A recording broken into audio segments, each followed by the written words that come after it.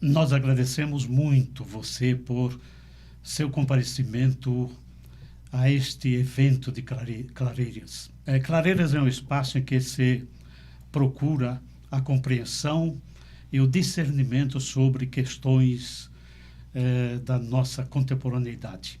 É bom esse espaço a partir da conversa que nós vamos ter com os nossos dois convidados aqui presentes.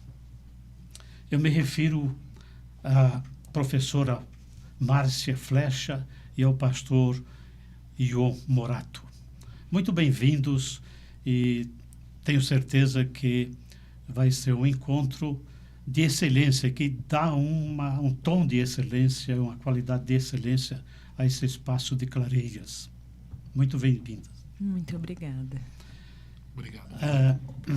Na verdade, a centralidade da conversa será com a professora Márcia. E o pastor ficará como piloto. Eu gostaria de ser aqui apenas um co-piloto, se possível, pastor.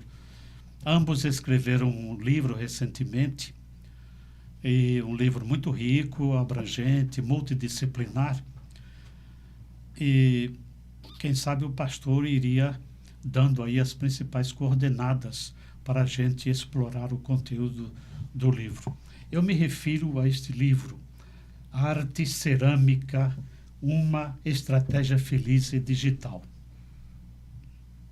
Nós vamos conversar sobre o conteúdo desse livro, inclusive. Bem, eu conheço a professora Márcia e me chama a atenção a polivalência, a versatilidade dela, dos afazeres, dos talentos. Mas eu gostaria que ela falasse, primeiramente, se apresentasse com as suas próprias palavras sobre a sua formação acadêmica e outras espécies de informações que fossem úteis para nós.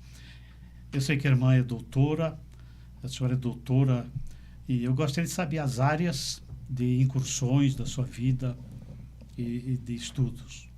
Legal. Primeiro, muito bom estar com vocês, é uma oportunidade bacana, é um privilégio a gente poder compartilhar aquilo que a gente estuda. Suas palavras são generosas, de fato eu tenho uma formação bem eclética, bem diferenciada, de certa forma como eu vejo a vida. A vida ela é muito eclética, a gente vive muitos papéis.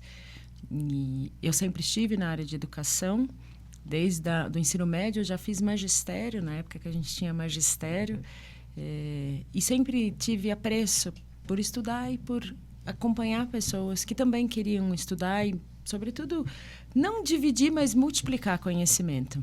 Então, eu saí do magistério, não consegui terminar o magistério, na época eram 4 anos, eu fiz 3, entrei na faculdade, comecei a fazer psicologia, já interessada em trabalhar com a área de educação dentro de psicologia. Mas a vida foi me levando por caminhos diferentes, nem sempre a gente consegue fazer aquilo que inicialmente a gente tinha projetado, que sempre foi trabalhar com educação. E aí eu comecei a trabalhar numa empresa americana e aceitei o desafio. Eu não sabia fazer absolutamente nada, eu só sabia falar inglês.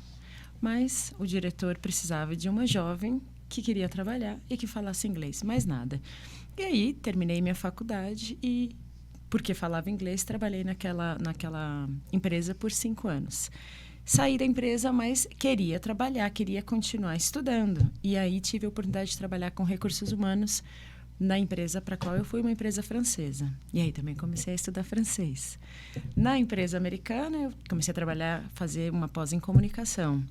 Na empresa francesa, comecei a fazer uma pós em RH. E tudo isso para me preparar para os desafios que eu imaginei que teria. Não exatamente exerci todos esses cargos, trabalhei com comunicação e com RH em ambas, mas fui me preparando para elas.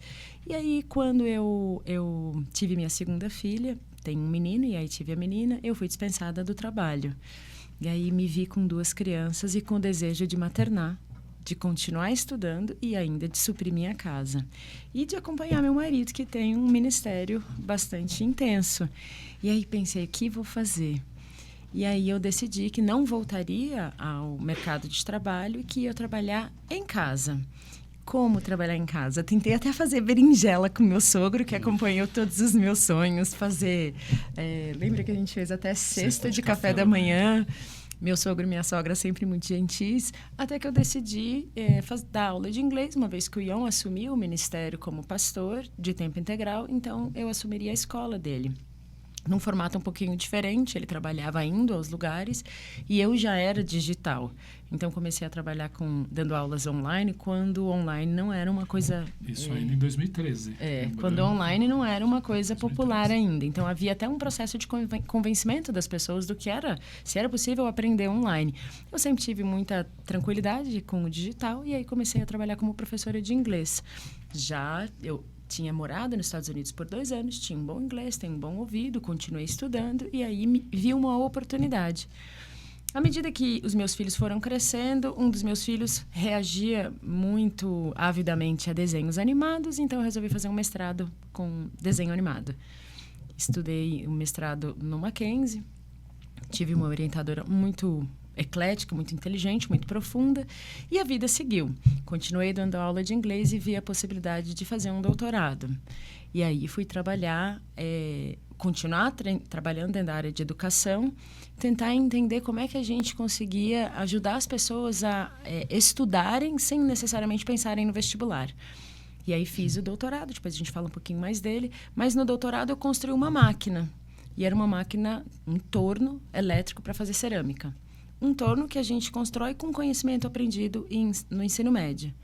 E aí passaram-se os anos, continuei dando aula de inglês, e é muito legal porque eu tenho uma troca muito grande com os meus alunos, estou sempre aprendendo.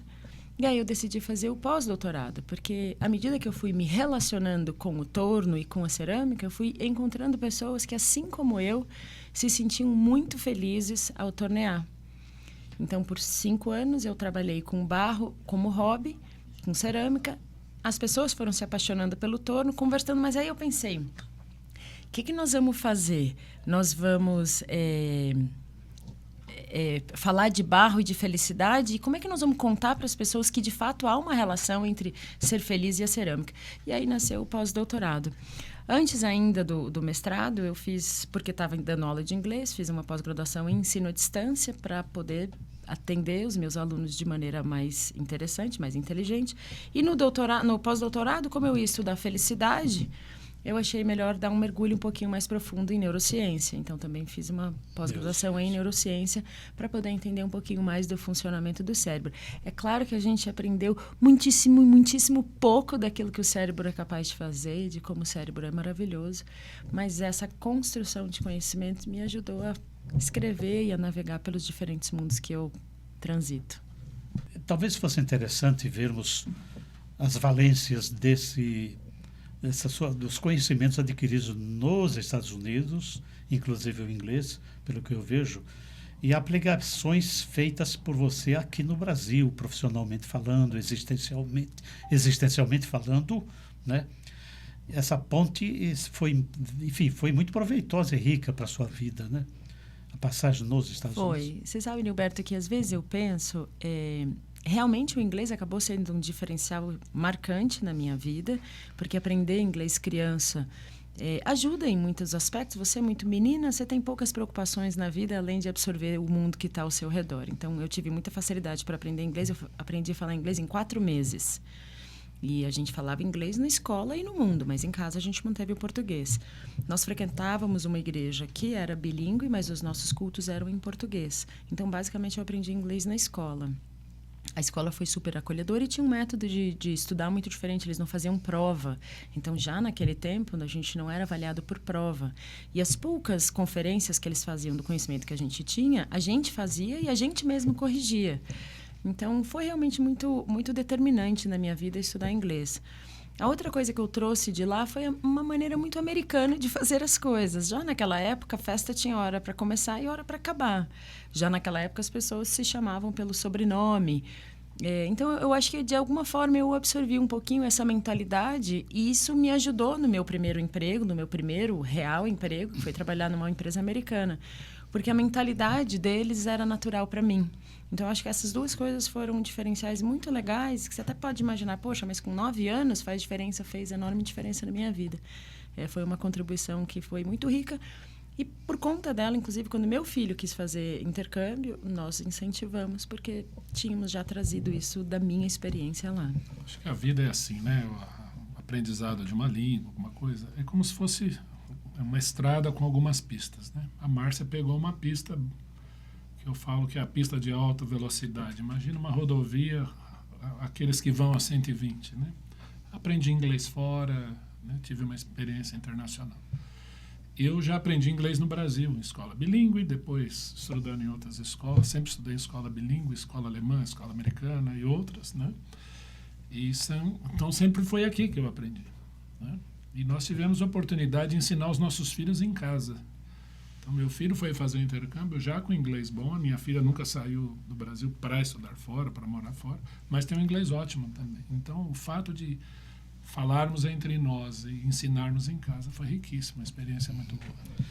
Agora, essa autoestrada, né, referida pelo pastor João, e vamos dizer, tomada que a senhora tomou, naturalmente não foi por acaso. Tem pessoas, modelos, referenciais que influenciaram a sua, vamos dizer, o seu encaminhamento, né, por essa estrada que você segue. Quem foram essas pessoas? Seria talvez útil a gente saber, né? Quem foram? Eu acho que a vida é cíclica, né? E ela é um contínuo. Quando eu era menina, assim, acho que sempre é importante dizer que meu pai e minha mãe sempre foram uma referência para mim. Minha mãe é uma pessoa extremamente forte. E eu levei isso a vida toda. E hoje eu me vejo uma pessoa forte, mas eu sei que eu me espelho nela. E meu pai é a cabeça brilhante que eu já mencionei. Um homem sempre muito inteligente. Para meu pai, tempo é sempre produtivo. A gente não tem desperdício de tempo. Para o meu pai, toda oportunidade é uma oportunidade de aprender. Então, eu acho que eu carreguei isso comigo. Acho que referências importantes eu tive em familiares. E talvez a outra referência muito importante tenha sido a vida na igreja. Eu cresci num lar cristão e eu tive pais e mães na igreja, homens e mulheres que investiram na minha vida. E quem congrega em igreja, quem vive numa comunidade de fé, sabe como muitas vezes você se expõe, você é obrigado a falar, você assume papéis de liderança, e eu tive esse espaço na igreja. Então, eu acho que isso foi formador. E, enfim, pessoas da igreja passaram a ser referências. E há 31 anos que a gente está junto, há 31 anos, 28 anos de casado, meu marido tem sido uma referência para a minha vida também. Há 31 anos ela é extremamente feliz. Sim. 31 anos. 31 anos, Sobre a igreja, nós gostaríamos muito de conversar mais adiante, né, sobre o papel da igreja. Falando do livro e falando de um lado da sua vida e dedicação à cerâmica, à arte cerâmica. Aparentemente é um dos grandes xodós, paixões da sua vida, a cerâmica, né? Explica como é que ela entrou, quando desde criança começou a praticar a arte cerâmica. Na verdade, não. Na verdade, a cerâmica apareceu num momento na minha vida onde eu estava completamente perdida. Porque acho que a gente faz, assim, 40 e poucos anos, aí você fala, nossa, o que eu vou fazer? Eu preciso de um hobby. E os amigos começaram, as amigas, né, a ter hobbies. Eu vou correr, eu vou nadar, eu vou fazer jiu-jitsu, muay thai, crochê. E eu falava, gente, eu vou fazer o quê? Eu queria descansar a minha cabeça. Mas eu gosto de estudar. E aí eu falei, bom, vou continuar estudando e eu vou achar alguma coisa. E comecei a orar. E aí eu tentei natação, muay thai, tentei um monte de coisa. E Ion gosta de cozinhar, gosta de bicicleta. E eu detesto cozinhar, não me acostumei com a bicicleta.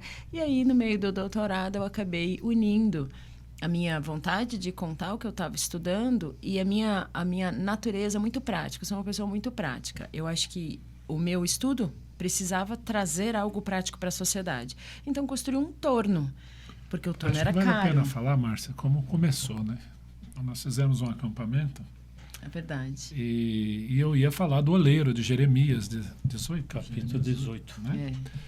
É. E eu queria saber quanto custava um torno para alugar, era tudo muito caro. Aí eu arrumei um torno manual, que ele girava assim, você fazia um impulso. Que eu chamo de torno de mesa. Torno de mesa. E eu tentando. E aí o Teles, que nós vamos falar dele daqui a pouquinho, viu o meu desespero enquanto eu tentava. Eu fiz umas 2, 3 aulas num torno para explicar por esse acampamento, né? E na hora ficou mais ou menos, deu certo e deu clique. Ela falou, é isso. Que eu já estava fazendo doutorado. E E eu aí já ela queria falou, construir uma máquina com aquilo que a gente aprende no ensino médio, ao invés de simplesmente fazer o vestibular. Aí a gente falou, legal, então a máquina que a gente vai construir é o torno. E aí, à medida que eu fui me relacionando com o torno, obviamente eu precisava conhecer de cerâmica. E eu sabia nada sobre cerâmica, nada sobre barro. E não tenho não me sinto familiarizada com nada da arte em si. O fazer artístico não é uma coisa natural para mim. Nunca me achei capaz. Mas precisava estudar. Então, à medida que eu fui estudar, eu também fui para o ateliê, fiz aulas no ateliê e aí fui me apaixonando pelo barro. E o processo da cerâmica ele é muito longo e ele tem muitas partes, ele é super complexo. E aí acabei me apaixonando. Então, eu diria que a gente está nessa coisa da cerâmica, e eu digo a gente, porque a casa toda se transformou num grande ateliê de cerâmica. Não só porque ele carrega tudo, também ajuda a pagar, mas às vezes eu vou dar aula de cerâmica ou fazer uma experiência de cerâmica e, enfim, a casa tem que ceder o espaço. E a casa foi toda reformada por causa da cerâmica. Então, tem 6 anos que eu me apaixonei por cerâmica e é isso. Então, foi meio por acaso mesmo, ou eu acho que foi resposta de oração, né? Eu sei que, lendo o seu livro e andando por aí, eu fico olhando agora vasos de cerâmica, nem sei se é de cerâmica, mas eu vejo peças, objetos que julgo eu sejam de cerâmica, quer dizer, de todos os tamanhos. Aí comecei a me lembrar que cerâmica é uma arte antiguíssima, que na arqueologia você encontra cacos milenários soterrados, quer dizer, uma arte muito antiga. Sim. Mas então, é isso mesmo, os objetos são de todos os tamanhos, você lida com arte cerâmica, vamos dizer, lida com objetos, a feitura, o artesanato, da feitura de objetos de todos os tamanhos, peças grandes, peças Sim. pequenas, peças mais altas do que assim, um homem alto. Hoje tem até utensílios casa. domésticos. Utensílios. Hoje tem até casas feitas de barro, né? Eu acho que antes da cerâmica a gente tem que falar do barro. O barro você tem na jazida, você tem... barro é jazida. Pensa numa enorme montanha e muitas delas, e pelo Brasil todo, a gente tem barro. O barro que a gente usa, aqui em São Paulo, não é o barro cru que a gente pega da jazida. Tem gente que trabalha assim. Nós conhecemos um oleiro que é de Itaboraí e ele tem barro no jardim, no quintal da casa dele. Eu uso um barro que é beneficiado, ele tem outros minerais para ele ter plasticidade, essas coisas todas. Mas a argila está em todo lugar.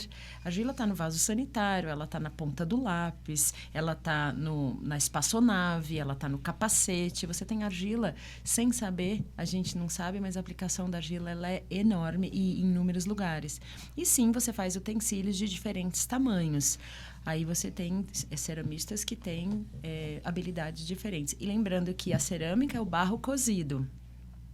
Se você fizer uma peça de cerâmica e não colocar ela no forno, ela não é cerâmica, ela é barro. Se você botar água nela, ainda sem queimar, ela vai se desfazer e ela volta a ser barro. E você consegue modelar ela outra vez. Só depois que ela é queimada, aí sim ela se transforma em cerâmica. Não precisa ter cor, porque a cor é uma outra parte, né? O esmalte, ela tem uma cor natural, mas a cor dela, aquele esmaltado, aquela coisa meio vidrada, é uma outra parte. Mas para ser cerâmica, tem que cozinhar o barro. Mas você falou sobre jazidas, né? E em termos de Brasil, o Brasil é rico porque, naturalmente, barro não é qualquer um que serve. Não. E no Brasil, o Brasil é rico também dessa qualidade de coisa. Sim. Qual estado, existe isso, vamos dizer, um estado que se destaca tanto, vamos dizer, em termos de fornecimento, quer dizer, possua jazidas de barro, quanto a própria vamos dizer, o desenvolvimento dessa arte? Existe, assim, no Brasil, algum lugar, algum estado que se destaca entre outros? Existe, mas é importante a gente fazer uma diferenciação aqui. O argila, ou a cerâmica com a qual eu trabalho, é a argila e a cerâmica artesanal. O Brasil é produtor de cerâmica e exportador de cerâmica. Nós temos fábricas de cerâmica aqui que exportam para o Brasil, responsável por grande parte do fornecimento de cerâmica industrial no Brasil. Então, a gente tem em diferentes regiões do nosso país não só a abundância da matéria-prima, e não é só o barro em si, a matéria-prima, é a união ou a conjunção de outros minerais para a formulação desse barro, para que ele tenha todas as características para ser moldado, mas você tem ela pelo Brasil. Aqui, pertinho da gente, para a cerâmica artesanal, a gente tem Cunha, por exemplo, que é patrimônio histórico, patrimônio nacional, e é uma cidade toda conhecida pela cerâmica. Agora, você tem Marajoara, você tem no Nordeste outro tipo de cultura, e são diferentes formas de artesanato. Você tem uma linguagem mais rupestre, mais campal, você tem coisas mais coloridas, mais urbanas. Jequitinhonha, a gente tem um artista lá, o Leandro, que é uma pessoa impressionante, e ele só pinta, ele faz quadros todos com o engobe, que é o barro colorido. Então, no Brasil, a gente tem diversas formas de utilizar a argila, tanto na área no escopo artesanal quanto no escopo industrial. Quer dizer, então foram citados aqui Cunha, essa daqui, da Serra da Bocaina, aqui. Isso. E Vale do Jequitinhonha, Isso. Minas Gerais. Norte de Minas. E lá o Marajoara, Maranhão, né? Se não me engano, os índios. Arte Marajoara. Isso. Mas, então, inclusive, ela conta uma história. As peças, as obras de arte trazem impressas assim o local, a cultura, os povos se exprimem através dessa arte. Então, há marcas do tempo, das épocas e do local, da cultura nessas obras, não é? Sim. Acho que vale a pena, Roberto, por exemplo, quando nós olhamos a história do vinho, né, por exemplo, o mundo dos vinhos. A descoberta arqueológica mais antiga sobre vinho é na base do Monte Ararat. E eram vasos de barro. Então, para a gente ter uma ideia de como isso é milenar. A questão da queima, né? Quando nós falamos em Torre de Babel, qual foi a técnica empregada? Vamos queimar tijolos e façamos uma torre e tornemos célebre o nosso nome. Então, alguém ali tinha a técnica de queimar a terra, ou queimar o barro e fazer um tijolo mais firme. Então, essas questões são muito antigas. Né? Na China, né? No Oriente e por aí. Acompanha a história da humanidade como uma sombra, né? Mas não confundir com porcelana. Porcelana. A diferença, não é? Sim, não sei se vem o caso aqui, mas são processos e matéria-prima é diferente. O processo é mais ou menos semelhante. A matéria-prima é diferente, é um outro tipo de barro. E que não é em toda jazida que você tem, uma outra coloração, é um outro tipo de barro. Queimas diferentes, talvez? Não, a queima é igual. Bom, como e por que surgiu o livro, está explicado, né? Mas eu lendo o livro, eu vejo ali uma série de considerações. Tem uma pesquisa, vamos dizer, de sujeitos, pessoas que respondem. E eu vejo lá, assim, uma constância muito grande da palavra felicidade.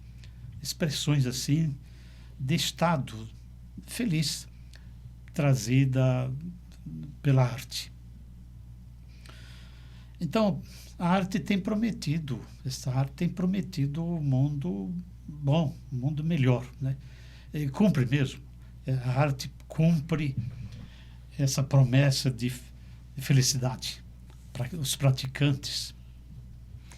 Talvez a minha pergunta não seja assim. Eu queria, vamos dizer, colocar a arte da cerâmica dentro do campo maior das artes em geral, né? Que ela tem um efeito, ela produz um efeito no ser humano individual e também no grupo, na sociedade. E esse papel é muito relevante, muito forte. Eu vendo aqui as expressões das pessoas, vejo lá felicidade. A arte produz isso, felicidade, arte. E no caso específico depois da arte da cerâmica. Como? Dentro do livro, assim, eu procurei conceituar felicidade como uma estratégia de enfrentamento para o mundo digital. O que isso quer dizer? Eu acho que nós vivemos num mundo cada vez mais caótico, disruptivo, tecnológico. Nós temos absorvido e adotado tecnologias que talvez a gente nem precise, mas nós estamos seduzidos por aquilo que a tecnologia pode oferecer, e sobretudo tecnologia digital, porque tecnologia sempre houve. Mas nós estamos seduzidos pelo que a tecnologia digital oferece. E, de certa forma, delegando para segundo plano aquilo que a nossa digital pode oferecer. Então, no livro, eu procurei mostrar que a nossa digital é que produz arte, e a felicidade que a gente sente ao produzir coisas com a nossa digital é uma estratégia inteligente de enfrentamento. Então, no momento em que muitas vezes eu me vejo descartado, seja porque eu sou um designer e hoje eu tenho tecnologia digital para fazer isso, ou eu faço logos e eu não preciso mais porque tem IA para fazer isso, ou mesmo na cerâmica, que há uma resistência enorme. A gente tem máquinas hoje que já imprimem formatos muito diferenciados, assinados com barro. Mas nós não queremos isso. Nós queremos ter a autoridade e autonomia de produzir com as nossas mãos. E neste processo de nos sentirmos importantes, autores, donos daquilo que a gente está criando, parte do processo, parte da criação daquilo que a gente desejou fazer, nós nos sentimos felizes. Durante o tempo que eu fiz o doutorado, eu encontrei diversas pessoas que, até pelo fato de eu ser psicóloga, achavam que então era um tempo de desabafo. E elas não só compravam o torno de mim, porque eu desenvolvi o torno inicialmente para que ele fosse construído pelas pessoas. Quando eu fui apresentada aos ceramistas, por um ceramista bastante conhecido chamado César Barbosa, durante a pandemia, ele me proporcionou a oportunidade de uma live e muitos ceramistas me conheceram. A maioria dos ceramistas não queria construir o seu torno. Ele queria um torno pronto, então nós construímos um torno pronto e ele foi comercializado. Hoje a gente tem mais de 1.500 tornos pelo Brasil. E à medida que eu fui vendendo essa ideia, esse torno, compartilhando esses conceitos, eu fui conversando com pessoas que passavam por luto, por uma mudança de carreira, pela perda de um filho, pelo divórcio, por um desemprego, por depressão. E as pessoas viam em mim não só um ouvido, porque sou psicóloga, mas também um abraço, que era um abraço para além de mim, que era aquele que o meu Jesus tinha para oferecer. Então, eu fui encontrando muitas pessoas assim, e elas também narrando como elas estavam felizes. Só que eu, como psicóloga, como pesquisadora, não podia entender felicidade apenas autopercebida ou subjetiva. Então, durante a escrita do meu livro, eu quis entender se felicidade era realmente um conceito que a gente podia nomear. Então, eu fui para a neurociência para entender como é que o cérebro mudava à medida que você se sentia feliz. Recolhi 18 narrativas de pessoas que se diziam felizes para que a gente pudesse entender como era essa história, essa narrativa de ser feliz. E quantitativamente utilizei uma pesquisa de Oxford, que é um questionário de felicidade sabidamente conhecido, utilizado, então eu não precisava validar nem criar, onde eles respondiam como se sentiam felizes e se sentiam ou não felizes. E eu completei esse questionário com perguntas relacionando arte, felicidade e cerâmica. Então, a felicidade acabou despontando, sim, como um produto natural do processo da arte. E dentro da pesquisa, a gente conseguiu perceber que existe uma diferença estatística não absurda nem enorme, mas que pessoas que se identificam como ceramistas, não necessariamente é um profissional de cerâmica, pode ter cerâmica como hobby, se sentem sim mais felizes do que outros artistas de outras artes. É uma diferença pequena, mas existe. Então, sim, o ceramista é feliz por trabalhar com barro e ele parece um tiquinho mais feliz ainda do que outros artistas, sejam profissionais ou artistas hobbyistas, né? Amadores. Dizem que do lado do artista é expressão e do lado do leitor ou do receptor é impressão. Quando eu estava lendo, a minha impressão lá me remeteu para, vamos dizer, certas afirmações de teóricos da arte, que fala da insatisfação profunda do artista, frente ao real, frente às coisas, ao mundo. E, evidentemente, entra o problema, e falando de Barro, que daqui a pouco, quem sabe, até a gente explora um pouco isso, a questão da transformação de estágio, de forma de aparecer e transformar o real, né? Mas o fato é que me ocorreu a ideia de insatisfação própria ao ser humano. E aí, quem sabe, a psicóloga fala um pouco.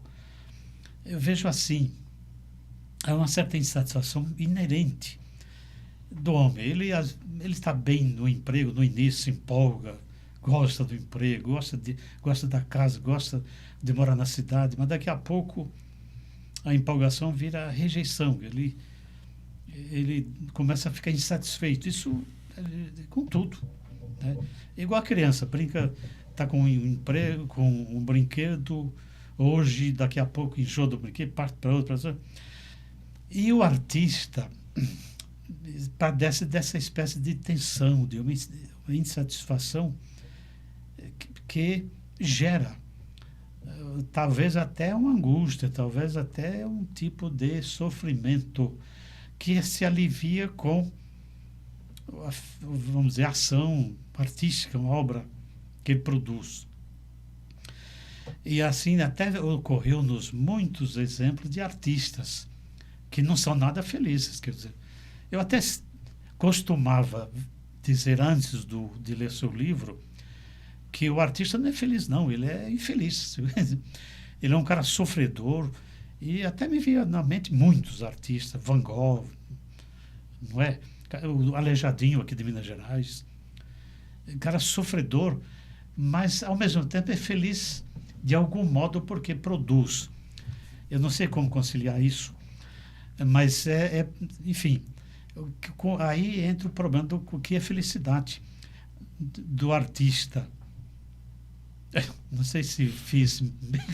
Não, fez sim, Nilberto, mas eu acho que talvez essa insatisfação ela é inerente ao ser humano, né? Eu acho que o ser humano é um ser desejante. Eu quero sempre alguma coisa. E eu não sei nem se a gente fica insatisfeito com o que a gente tem. Eu prefiro pensar que à medida que você conhece o mundo, você descobre que há outras possibilidades. Então, aquilo que você conhecia deixa de ser suficiente. E aí você vai, à medida que você vai conhecendo as coisas, você vai não saindo da sua área de conforto. Eu acho que você vai ampliando a sua área de conforto. Você vai se sentindo mais à vontade num espaço maior. Porque a gente é desejante, a gente quer sempre algo mais. Eu acho que é uma capacidade que o Senhor nos deu também de irmos para além daquilo que nós conhecemos. Então, imagina uma criança, ela está acostumada àquela comidinha que é amassada, depois ela é oferecido a ela o suquinho e depois a fruta, aí já não está mais amassado, a maçã ela tem que morder e ela vai ganhando os benefícios dessa descoberta, não só para o seu corpo, mas também porque ela vai experimentando outros sabores. E eu acho que, assim como o artista, também o esportista, imagina um nadador e ele é competidor, ele não quer ganhar apenas uma competição. Ele vai mergulhar de uma maneira muito profunda naquilo. Não, então, eu acho que não é só o artista, é todo sujeito que se presta a fazer alguma coisa, passa a ser um ser desejante, né? Quando a gente quer ir para além da nossa área de conforto. E eu acho que o artista ceramista ou amador, ele transforma em barro aquilo que são os seus sentimentos, as suas palavras, a sua produção, o seu desejo. E a gente vai lidando com essa insatisfação da vida no processo do barro, porque o processo da cerâmica ele é longo. Se você faz cerâmica num lugar frio, por exemplo, você precisa fazer a cerâmica, você vai modelar, usando uma técnica de cerâmica, por exemplo, que é o torno.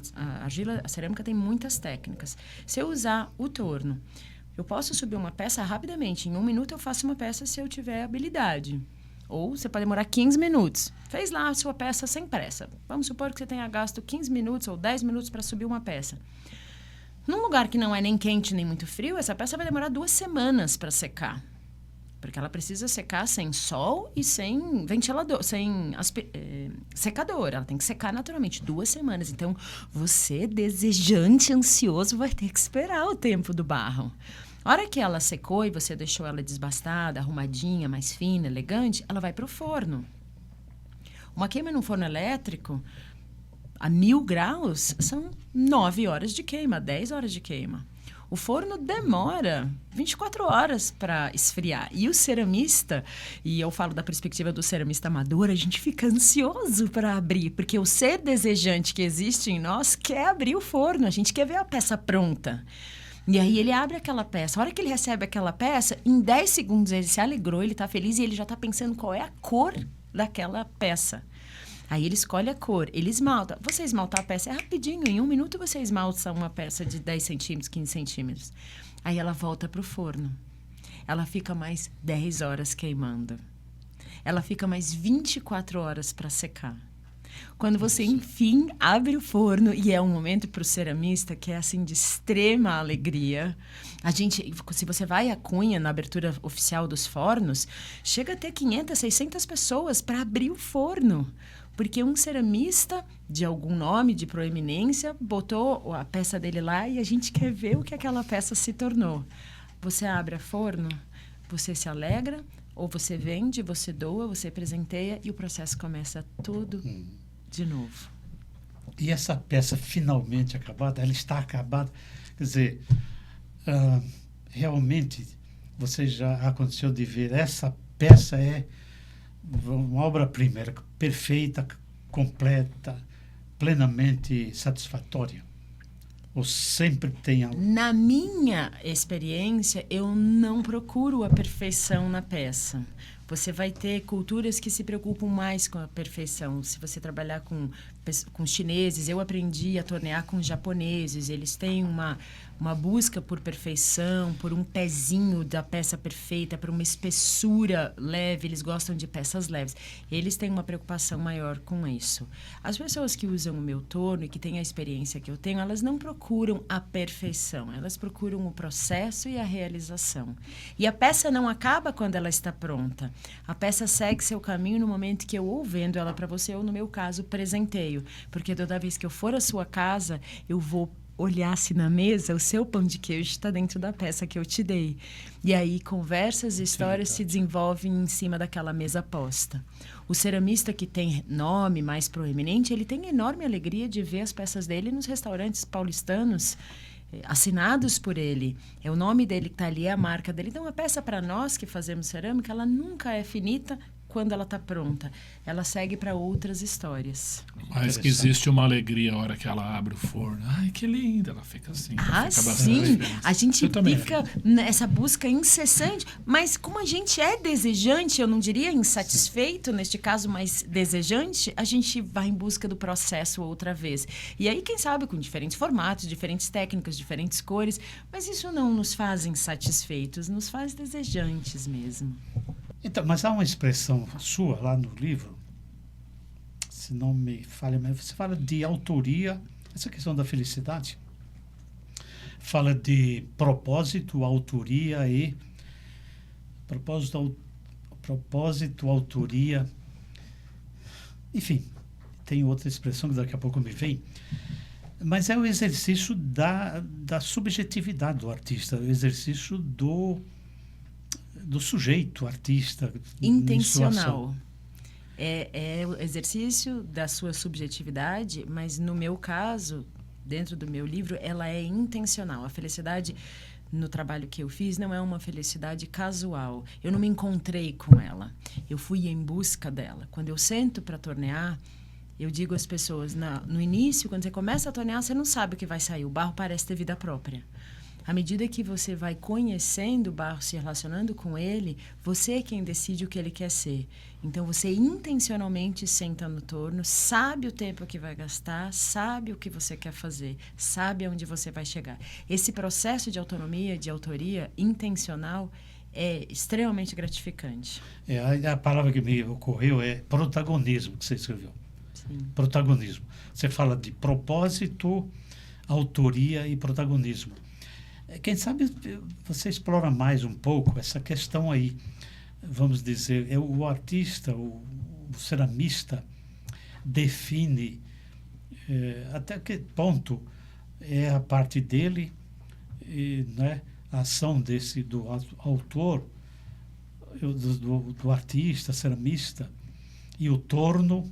Eu queria saber esse protagonismo mesmo, e autoria mesmo, até que ponto é ele mesmo, ou é a sociedade. Sim. Sabe por quê? Porque isso daí é uma transmissão vertical, isso aí vem de longe. Você herdou, a sociedade está aí, e você, evidentemente, imprime. Quer dizer, eu quero dizer o seguinte: os povos se exprimem os seus sonhos, suas intuições, os povos expressam as suas decepções, enfim, sonhos e pesadelos, através da arte. E através do artista, através do ceramista, não é não? Ou seja, qual é o papel seu, do sujeito que é mesmo autor? Até que ponto você é autora, você tem aí a intencionalidade e o protagonismo seu, e até que ponto é o torno, e a técnica, não sei, o instrumento, e até que ponto é a sociedade, digamos, presente ali nessa arte. Eu acho que a gente pode dizer que o ceramista, mesmo que amador, que conhece o barro e que conhece as ferramentas que ele usa, desde a matéria-prima, né, do mineral, fogo, a temperatura, ele necessariamente precisa ser um sujeito humilde, porque ele sabe que ele tem parte do protagonismo, mas nunca todo.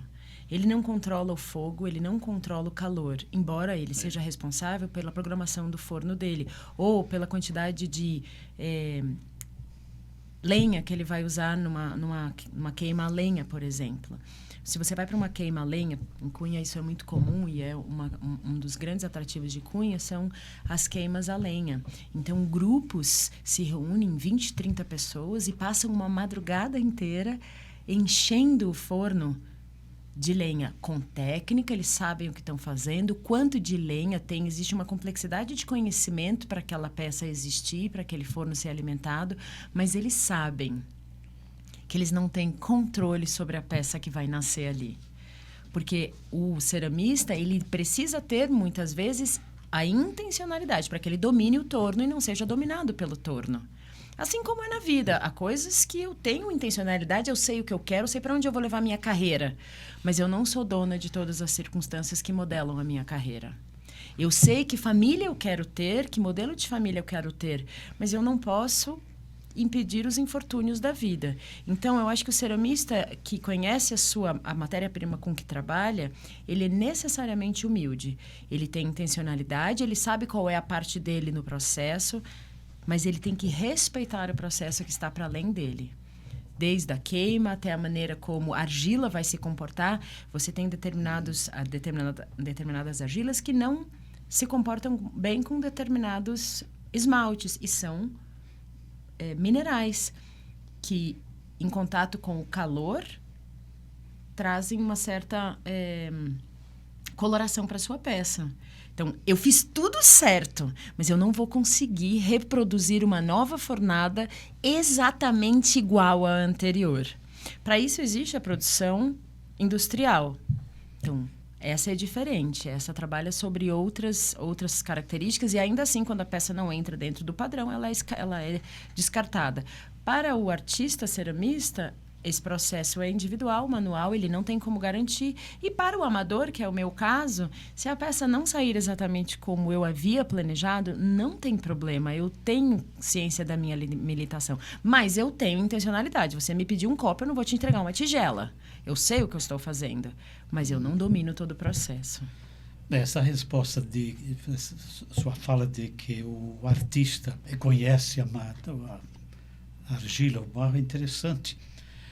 E nos remete, inclusive, para uma faceta da questão da espiritualidade lá de Jeremias, que daqui a pouco eu gostaria. Essa questão aparece no livro também. Sim. Né? O problema não, a metáfora do leiro e do barro. Mas então quer dizer que o artista luta também com o barro. O barro não é dócil assim. Ele não luta se entrega... com o barro, ele luta consigo, Quando você senta no fazer torno, Nilberto, se você não tiver com a mente em paz, tranquila, para o amador, tá? A vida do profissional é como a minha e a sua. Posso não querer, mas tenho que fazer. Talvez nos dias que nós profissionais não estejamos 100%, a gente termine o dia com o trabalho feito, mas não com toda essa alegria. Mas para o amador, se ele sentar no barro para o hobby, para estar com os outros, mas com a mente cheia, toda anuviada, muitas vezes ele nem consegue subir a peça. Então, é o artista que concebe, não é, que, vamos dizer, tem a forma previamente, vamos dizer, um plano piloto na cabeça, e ele que determina, não é o torno, não é a máquina. Não é a ferramenta, não é a ferramenta, assim como não é a tecnologia. Eu ainda tenho esta possibilidade. Por isso que o livro fala da minha digital. Eu não posso, e eu acho que em qualquer esfera da vida, nós não podemos sucumbir ao que está posto. Na minha maneira de ver, embora hajam circunstâncias muito complexas, eu tenho possibilidade de escolher. Essa tem sido a história da minha vida. Eu sou filha adotiva, Nilberto. Eu poderia ter ficado num lugar de rejeição, mas eu escolhi virar a página da rejeição e abraçar a página do amor. Eu deixei para trás o abandono para entender todas as oportunidades que me foram dadas através do exemplo dos meus pais e da atitude que eles tiveram. E assim foram outras questões da minha vida. Eu perdi um irmão para o suicídio. Irmão gêmeo. Eu poderia ter ficado com esta dor e desenvolvido a minha vida a partir desta dor. E eu escolhi viver um novo caminho. Todos os dias de manhã, eu acordo e digo ao Senhor, eu quero ser feliz. Esta é uma decisão intencional, embora eu não seja capaz de controlar todas as circunstâncias da minha vida. Mas eu não me prostrei pelo que eu vivi ou pelo que a sociedade, ou pelo que está posto. E eu acho que essa questão também existe na vida do artista, do esportista, do profissional. Que dia eu quero viver no meu trabalho? É por isso que eu falo no livro de intencionalidade e de protagonismo. Mas eu não sou o criador. Não está tudo dentro das minhas mãos. Mas eu sei o que eu quero, eu sei que dia eu quero ter. Também queria ouvi-la sobre a ideia da neurociência, que fico pensando que essa abordagem não é muito orgânica, a neurociência, ou seja, ela não é o contrário daquela abordagem do Comenius, de uma pedagogia abrangente, né, holística, em que se vê o todo, parte todo. Quer dizer, a neurociência dá conta dessa complexidade do real? Eu acho, Nilberto, que nenhuma ciência e nenhuma área de conhecimento dá conta do todo de nada. Se eu estou olhando para o ser humano, eu estou olhando para um sujeito diverso, complexo. Então, eu vou estudar neurociência, eu saberei quem é o ser humano. Não, e ela nunca se propôs a isso também. Eu vou estudar psicologia e eu vou decifrar o ser humano. Não. Eu vou estudar educação e eu vou decifrar o ser humano. Não. Eu acho que talvez a maneira mais próxima para a gente conhecer o ser humano e todas as suas implicações na nossa maneira de ver, minha e do Ion, se eu estiver errada, Ion me corrige, é a escritura, porque eu estou falando do Criador da vida. Mas mesmo a escritura não vai falar sobre a neurociência, não vai falar sobre sinapse.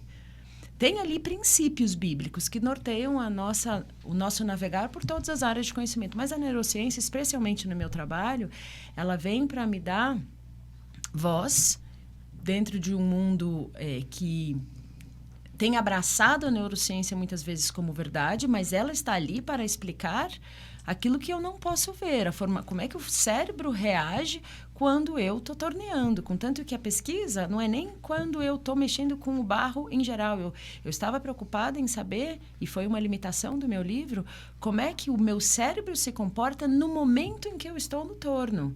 Será que eu posso dizer, ao olhar para o cérebro, que há ondas no meu cérebro mais ativadas, ou o balanço dessas ondas no meu cérebro mostram que eu tenho uma ativação de felicidade? Então, a neurociência é apenas uma foto do meu cérebro. Ela não veio para explicar o todo, mas ela veio para embasar qualquer asseveração que eu venha a fazer. Então, eu acho que qualquer área do conhecimento que queira, em si, explicar o ser humano está fadada ao insucesso. A neurociência ela é só parte deste quebra-cabeça. E ela vem corroborar com quem eu sou. Eu olhei para a educação, eu olhei para a arte, eu olhei para a neurociência e eu me embasei na escritura, porque a minha regra de fé e prática está na escritura. Alguém poderá pegar tudo isso e embasar num outro credo religioso ou numa comunidade qualquer, enfim, específica. Eu acho que a base da minha construção de conhecimento é a escritura. Aonde ela apontar é para lá que eu vou. Este é o meu universo. Mas nenhuma das áreas de conhecimento que eu abordei dão conta de explicar o todo de nada. Olha, ainda me sobra aqui alguma curiosidade sobre o tipo desse torno mencionado no livro. Eu vi uma foto, mas foto não dá para saber como é que ele funciona. E a diferença básica, estruturalmente falando, a gente nota uma diferença daquela roda, ou 2 rodas, né, que, se não me engano, tradicionais. Mas, enfim, esse torno, em que consiste? Foi invenção sua, isso aí merecerá um prêmio aí da academia, das academias, porque isso está divulgado, tem patente, e qual é a diferença, em vantagem em relação à roda tradicional? E falando nisso, você gosta muito da inovação, parece que é um dos seus lemas, inovação, né? Gosto. Vou responder sua pergunta de trás para frente. É um torno elétrico. O meu torno é um torno artesanal. Nós montamos o torno a partir de peças que não nasceram para ser torno. E não, eu não inventei o torno já existia muito antes de mim, mas um torno diferente. E sim, ele é patenteado. Agora eu vou voltar para o início da pergunta. O torno de 2 rodas que você deve estar se referindo é o torno de pé. É o torno grande, tradicional, normalmente robusto, feito de madeira. E o oleiro, ele torneia na roda de cima e com o pé, ele movimenta, com o pé embaixo, ele movimenta a roda de cima. Esse é o torno tradicional, normalmente ainda encontrado em olarias. Se você for qual é aquele lugar que a gente... Porto Ferreira... Você vai encontrar tornos assim. Acho que em Cunha também você encontra, eu não vi, mas deve ter, porque lá existem ceramistas muito, já conhecem, muito famosos, enfim, muito antigos. O meu torno, ele é um torno elétrico. Você também tem, além desse torno de pé, que hoje não é tão mais usado, porque ele precisa de um espaço, inclusive, muito maior, ele é pesado e tal. Você tem o torno de mesa, que foi aquele que o Ion se referiu, que você roda com a mão. Não é elétrico e nem pedal, mas ele não é para você tornear peças, ele é para você pintar, ele é para você fazer outras coisas. Dentro da categoria de torno elétrico, que é onde está o meu, você tem os tornos maiores, os tornos tradicionais, os tornos grandes. Na época que eu estava fazendo meu doutorado, 8 anos atrás, não existiam tornos compactos como o meu a bom preço. Os tornos compactos, eles eram basicamente japoneses, de uma marca chamada Shimpo, que é o sonho de consumo de todo ceramista, são tornos japoneses Shimpo. Eles são super silenciosos e eles têm também a opção do torno pequeno. Mas para a realidade do povo brasileiro, é muito caro. Então, quando eu fui junto com o Ion no acampamento, a gente queria um torno emprestado para ele poder modelar a peça. E aí eu descobri na época que o torno é para o ceramista como o violão para o violonista. Ninguém empresta. É seu. E ele tinha 30, 40 quilos. E quando eu consegui um torno para levar no acampamento, a pessoa falou, olha, eu te empresto um torno antigo e eu quero seguro. Se for roubado, você vai ter que me pagar. E era uma coisa que custava entre 7 e 8 mil reais. Então, inacessível para mim. E daí... eu decidi pegar todos os conceitos que eu vinha estudando no meu doutorado, ou seja, mostrar que a gente estuda matemática, química, física para um fim, não para passar no vestibular, e podia ser construir uma máquina, porque o meu doutorado tem uma base de tecnologia social. Eu uso tecnologia para a comunidade. Podia ter construído um carrinho de controle remoto. Então, construí um torno artesanal, um torno elétrico, usando conhecimento de ensino médio. Polia, energia, solda... eixo XY para cortar o prato do torno, e esse torno ligado na tomada, ele gira de forma que eu consiga subir uma peça. Vou estudar com um aluno o que é RPM, rotação por minuto, então ele roda uma velocidade suficiente para eu construir uma peça. Mas eu digo que ele é um torno artesanal e não industrial, ele é feito 1 a 1 pelo Teles. E aí você pergunta para mim, Márcia, mas quem é esse Teles? O Teles é um maranhense, brasileiro, porreta. São homens como o Teles que fazem esse país rodar. Porque é um homem que não teve oportunidade de estudar como eu. Mas sem ele, a minha ideia era só um livro na biblioteca. Foi o Teles, dentro da engenhosidade natural do Teles, que transformou a ideia que eu tive numa máquina. E o Teles, ele dorme e acorda essa máquina desde que ele passou a desenvolvê-la comigo. E a máquina foi ficando cada vez melhor, mas dentro do seu conceito de artesanal e construída com princípios que a gente aprende no ensino médio. Ela não tem escopo industrial, ela é feita para amadores. Se você falar para mim, Márcia, eu sou um profissional, tenho 8 horas de cerâmica por dia, quero comprar seu torno. Eu vou dizer para você, compre um torno profissional. O meu torno é só para ser feliz com barro. Você pode fazer pequenas produções. Eu mesma tenho, em média, 600, 700 peças na minha casa, sempre, porque eu estou sempre produzindo. Então, você pode. Mas se você quer ser profissional, compre um torno profissional. O meu é um torno elétrico, patenteado. Ele tem apenas 4 quilos. Nenhum torno no Brasil tem 4 quilos, só o nosso. Nenhum torno no Brasil é feito numa caixa plástica, só o nosso. Nenhum torno no Brasil tem o preço que o nosso tem para o que ele oferece. Sim, você tem hoje eu tenho concorrentes que têm tornos diferentes do meu, mas são tornos industriais, não são tornos artesanais. E sim, você tem tornos chineses, que também são pequenos, mas têm 12 quilos. 12 quilos já não é exatamente portátil. Então, o seu é o único, assim, mais portátil O meu é o único torno de 4 quilos deste país. E, vamos dizer, a procura, a divulgação dele, como é que... É recente, né? Então, ele tem 4 anos de torno comercializado. Nós não vendemos torno para ganhar dinheiro ou para sustentar os nossos lares ou em escala, Nilberto. A gente compartilha o torno para quem quer ser feliz com barro. Dentro da nossa limitação, nem eu nem o Teles nos tornamos empresários. Nós somos hoje microempreendedores, porque temos uma empresa aberta para que a gente possa operar de forma legal no nosso país, mas sem o intento de fazer disso a nossa vida. Nós não queremos perder a essência de compartilhar arte que seja acessível para as pessoas. A gente não quer perder o privilégio de conversar com as pessoas e automatizar o processo.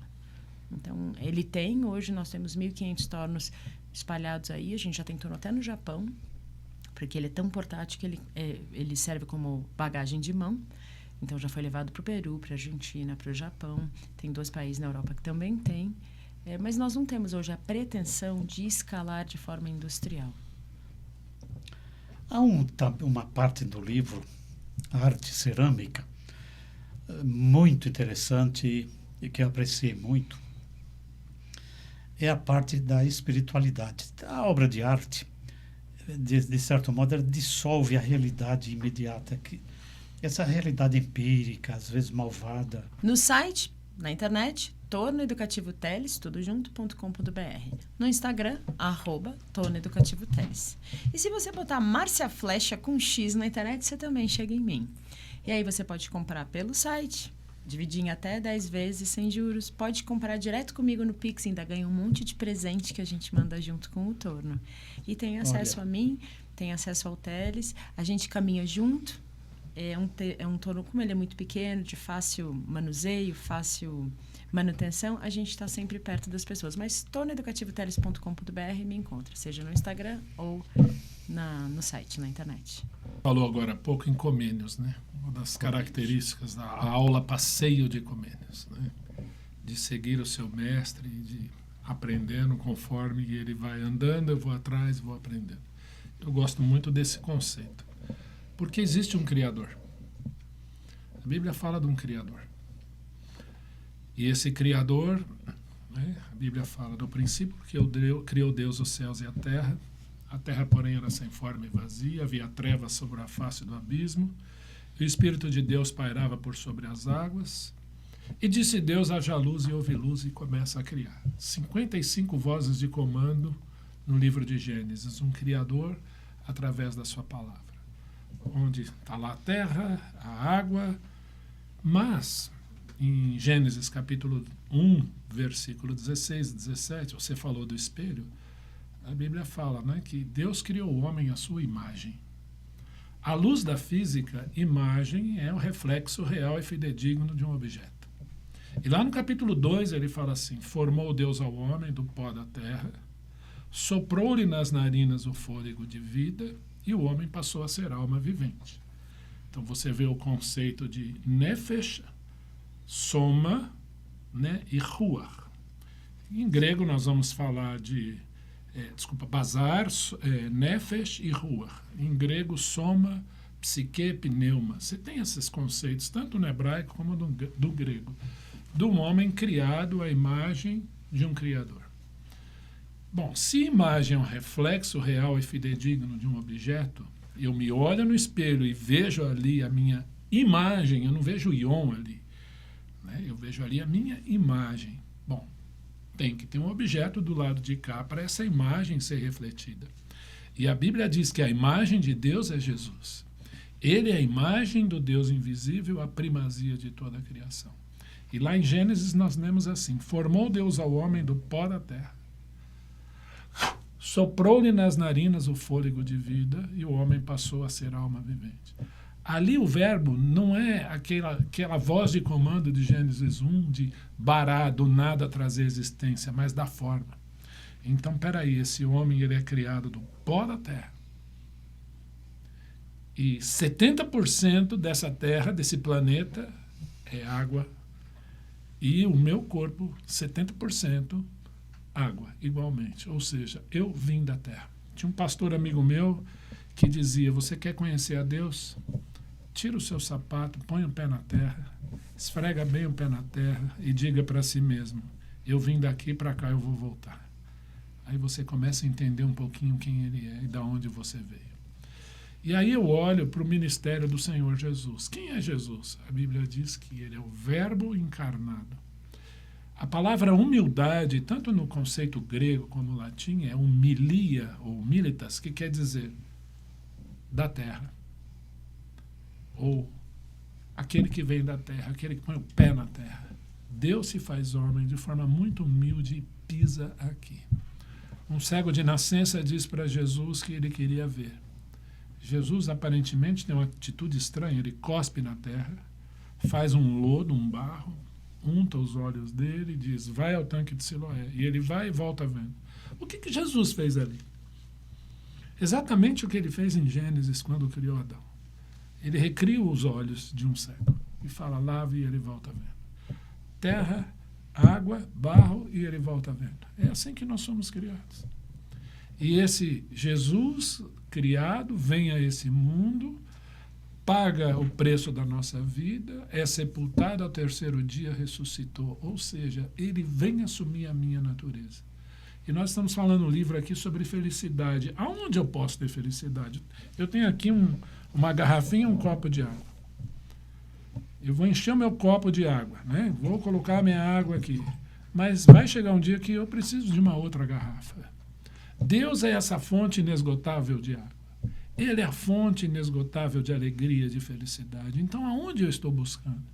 O que ele diz para Jeremias? Olha, a fonte da felicidade é você ir lá, Jeremias, ver o que eu faço com barro, porque a Márcia sabe muito bem disso.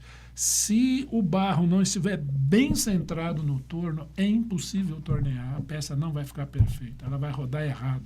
Quantas vezes a gente olha para o torno, a peça está assim, então lá o ceramista vai lá e centraliza bem para que aquela peça seja subida. Mas nós não somos vasos na mão do oleiro? Então eu estou no centro de quem? De mim mesmo. Quantos artistas talvez não são felizes? E quantos são felizes, bem realizados, né? Então é na mão de quem que eu estou? Quando nós olhamos alguns salmos, os salmos falam de arte. Para a gente adorar com instrumentos de corda, com palmas, com tambores, com danças, com adufes, né? São expressões artísticas. Os salmos são poéticos, né? Você sabe muito bem que são livros poéticos, expressões de arte. Mas para quê? No centro da vontade dele. Então, no centro da vontade dele, nas mãos do oleiro, eu tenho felicidade. Essa é a essência maior da felicidade. Eu vim do barro, eu vim da terra, vou voltar para ela, mas eu tenho uma esperança. Esse meu Deus me coloca no centro da vontade dele, para eu ser feliz e pleno nele. Quando eu leio o livro de Filipenses, por exemplo, alegrai-vos no Senhor, outra vez digo alegrai-vos, é a epístola da alegria, eu não tenho ali um convite, olha, se der, fique alegre, não. É um imperativo, alegre-se. Ele fez tudo, a obra da cruz ela é excelente, ela é para sempre, ela é perene, então alegre-se, nada faltou. Eu lembro de Romanos 8, nada me condena. E esse capítulo termina, nada me separa do amor dele. Então, eu simplesmente, humildemente, como um barro nas mãos do oleiro, desejo estar no centro da vontade dele, para que aquele que começou a boa obra, a boa peça em mim, termine. É isso. Mas, pastor, aqui vem... Eu quero aproveitar a artista, ceramista e o teólogo aqui. Veja bem, ali eu vejo também um processo altamente, vamos dizer, complexo ali. Você tem a técnica, mas você tem várias facetas. Por exemplo, você tem aquele que conhece o soberano, o sujeito da ação, e você tem o barro. Mas você tem um processo de quebra, parece que ele faz, quebra, refaz e repete. Parece que há uma espécie de rebelião. Olhando biblicamente, eu vejo lá aqueles heróis da fé, do capítulo 11, lá do Hebreus. Tem lá Moisés, enfim, lembra de Daniel? Tem lá uma lista enorme. Essa ação lá do livro do capítulo 18 de Jeremias, aquela ação não pode ser também simbolizar a conversão, o processo de santificação, essa mudança de forma e de conteúdo do ser humano pela ação divina. Mas eu quero, não é problematizar a questão da felicidade, da alegria, mas o processo, por exemplo, aqueles heróis da fé, todos eles, a biografia mostra esse processo de quebra, de ação que não vejo, ou me mostre assim, que a felicidade desse barro sendo trabalhado, judiado, quebrado. O Campbell, né, falando do mito do herói, ele fala que todo herói tem a sua fraqueza. Todo super-homem tem a sua kriptonita. Todo Sansão tem a sua Dalila. Né? Então, os heróis da fé eram pecadores, eram homens como nós. Né? E que o Senhor foi forjando, o Senhor foi trabalhando. Moisés se prepara para um ministério de 40 anos, que ele ficou no deserto, 80 anos. 40 no Egito, 40 em Midian, para um ministério de 40. Nós olhamos a vida, por exemplo, do próprio Senhor Jesus. 30 anos, carpinteiro, ele se apresenta a João Batista para um ministério de 3 anos e meio. Óbvio, ele é o Deus encarnado, mas a Bíblia diz que em todas as coisas ele aprendeu obediência. Né? Então, como homem aqui. Nós vemos, então, esses heróis, à exceção do Senhor Jesus, que é Deus, mas foi tentado em todas as coisas sem pecado, eles passando por um processo de forja. Em João 15, né, fala, eu sou a videira verdadeira, meu pai é o agricultor, todo aquele que está em mim dá frutos, ele faz o quê? Corta, poda. Para que faça o quê? Para que dê mais frutos ainda. Então, ninguém gosta muito da poda, né? Ninguém gosta muito do tratamento. Né? Mas, ao mesmo tempo, quem é o vaso para discutir com o oleiro? Então, eu preciso estar no centro da vontade dele. Sim, alguns processos, a Márcia descreve, isso eu já vi quando ela faz. E desmonta, joga água, começa a fazer de novo. E é isso que o Senhor faz com a gente. Para que sejamos participantes da sua santidade, sejamos iguais a Ele. Né? No caráter, no procedimento. Eu acho que na argila, a gente não vai tirar o centro do homem. É o Senhor quem trabalha em nós no momento que a gente modela o barro. Então, quando você vai modelar o barro, você precisa sovar o barro. Se você não sova o barro, suponha que você pegue um barro, não um barro O barro que eu compro, por exemplo, é um barro industrializado, já sovado, ele já é extrusado. Por quê? Porque eu faço barro em casa e quanto menos barulho eu fizer, menos eu incomodo a casa. Amém. Mas suponha que você vai trabalhar com um barro ali cru, ele está pronto para uso, mas ele precisa ser sovado. Muitos ceramistas não gostam de fazer a sova, porque você tem que... É repetitivo, é força física, aparentemente é chato. O barro, em si, ele é uma matéria-prima suja. Às vezes você está trabalhando em casa, eu demorei um pouquinho para acostumar a trabalhar com barro na minha casa, porque eu trabalho na minha lavanderia, que eu chamo de lavandelier. Metade lavanderia, metade ateliê. Mas, às vezes, no calor do processo, eu estava mexendo no barro e encostava numa blusa, numa camisa do Ion. O Ion, por meses, não teve uma camisa branca, porque tudo tinha cor de barro. Quando eu trabalhava com aquele barro mais avermelhado, ixi, aí era um horror, porque ele não saía nunca das paredes. Então, eu acho que nós, e eu acho importante dizer isso, nós partimos do fundamento nosso que é Cristo. Talvez quem nos ouça tenha um fundamento diferente. Toda a minha pesquisa, ela decorre da minha intenção de compartilhar o que eu construí, mas ela parte do meu fundamento que é Cristo. Cosmovisão, né? Da minha cosmovisão. Há pessoas que vão nos ouvir que têm outra maneira de ver. Mas quando eu me vejo trabalhando com o barro, eu preciso conhecer o barro. O barro, ele é sujo, ele faz um monte de meleca, ele tem processos e eu preciso me submeter a este processo, que é natural e que é cheio de técnica. E Deus vai trabalhando na minha vida à medida que eu vou conhecendo, trabalhando e respeitando o barro. Porque se eu não sovar o barro e modelar ele, eu posso errar na sova, eu posso errar na modelagem. E quando ele vai para o forno, se eu não esperar ele esfriar, ele secar, ele explode no forno. Mas para que a sova? Para organizar as partículas. Ele é reorganizado. Quando o barro é sovado, se bate nele, ele está sendo reorganizado. Olhe, esclareça um pouco o que é essa expressão subir a peça. Mas também você se refere à questão das mãos sujas. E parece que tem uma frase sua, quer dizer, antes da beleza tem ou melhor, as mãos sujas vêm antes da beleza, não é? Tem o caos antes da peça. O caos. É. E porque, na verdade, o caos é desordem, falta de harmonia, portanto, feiura, né? A beleza suponho, a harmonia, a ordem. Para nós, cosmos. ceramista, a beleza é o processo. Não é nem o produto, não é o produto. E nem o barro As pronto. Formas... É o processo. O processo do barro, sobretudo no torno, tá? Mais uma vez, a cerâmica tem muitas técnicas.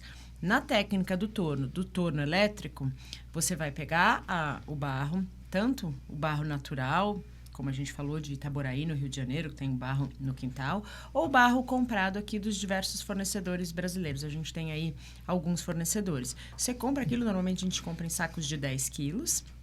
Você tira o tanto de barro que você quer, um utensílio aí, você vai fazer um utensílio aí para um prato, você vai precisar de 1,4 kg de massa, um copo 400 gramas, uma tigela 500 gramas, o ceramista já sabe disso. Então, ele vai cortar esse tanto, vai pesar.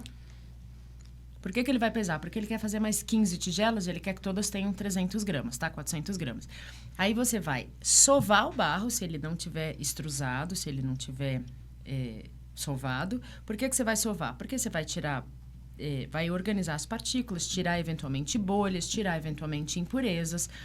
É a sova igual sova de massa de pão ou sova de massa de pizza, né? Isso. Fez a sova, deixou uma bolinha. Você pega essa massa, você vai colocar no centro do torno. Para nós cristãos, eu estou no centro da vontade do meu Deus, é lá que eu quero estar. Quando você bota ele... Primeiro você vai criar uma caminha de lama para grudar esse barro no torno, no prato do torno. Vai ligar a velocidade do torno e ele começa a girar rápido. Quando ele começa a girar rápido, você começa a fazer movimentos que são técnicas para centrar o torno. Porque você colocou no meio, mas ele precisa estar bem no meio. Se ele não estiver no meio, você não consegue subir, levantar a peça. Colocou ele no meio, centrou, um movimento mais difícil para quem está começando a tornear. A hora que você vir o torno girando e a peça está bem no meinho, está pronta para você começar a furar a peça. Suas mãos sempre trabalham juntas no torno. Você não tem uma mão aqui na cabeça e outra no barro. As mãos trabalham juntas.